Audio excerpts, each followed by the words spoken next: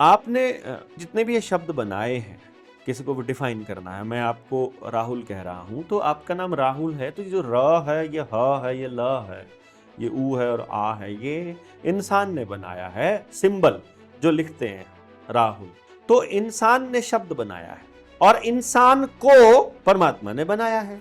तो इंसान परमात्मा को कैसे डिफाइन कर सकता है? मान लो ये माइक है, ये इंसान ने बनाया है, तो इंसान तो इसको डिफाइन कर सकता है कि माइक ऐसे काम करता है और इसका मैनुअल ये है। ये माइक तो इंसान को वापस एक्सप्लेन नहीं कर सकता ना, क्योंकि इसकी औकात नहीं है इंसान को एक्सप्लेन करने की।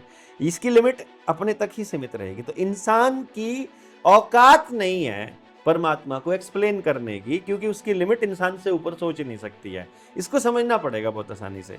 तो जो भी व्यक्ति परमात्मा को एक्सप्लेन करने की बात कर रहा है वो ढोंगी है, एक्सप्लेन किया ही नहीं जा सकता। ये प्योर अनुभव का विषय है, प्योरली अनुभव का विषय है, ये कॉन्शियसनेस का विषय है। तो परमात्मा पे बात नहीं की जा सकती जब तक आप परमात्मा को जानते नहीं हो। और जो परमात्मा को जान लेगा वो बात ही नहीं करेगा, वो तो चुप हो जाएगा। उसको तो सभी मिल गया ना, जिसने परमात्मा से बात कर ली, या जिसने परमात्मा को जान लिया, या जो उससे कनेक्ट हो गया, या जो उससे मिल लिया, फिर उसको दुनिया में और क्या चाहिएगा बताओ? उसको आपको प्रूव करना पड़ेगा कि परमात्मा है कि नहीं। वो आपका सर्टिफिकेट से मानेगा ना। जिसने जो सब सारी दुनिया को मनाने वाली चीज, सारी दुनिया को बनाने वाली, कंट्रोल करने वाली उस चीज से उसका साक्षात्कार हो गया, अब वो आपका सर्टिफिकेट लेने के लिए माइक पर बैठेगा क्या?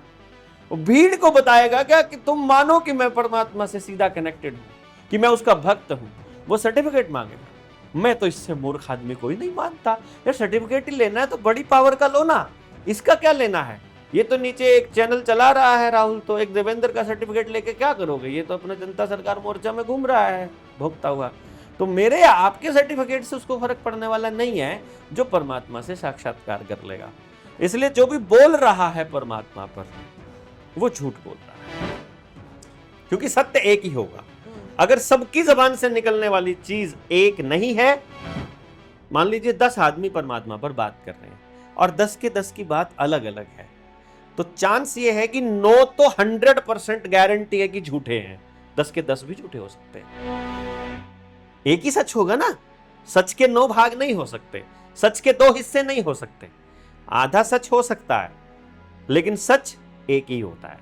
इसलिए अलग अलग बात करने वाले लोगों में से कोई एक सच हो सकता है, बाकी सारे झूठ हैं।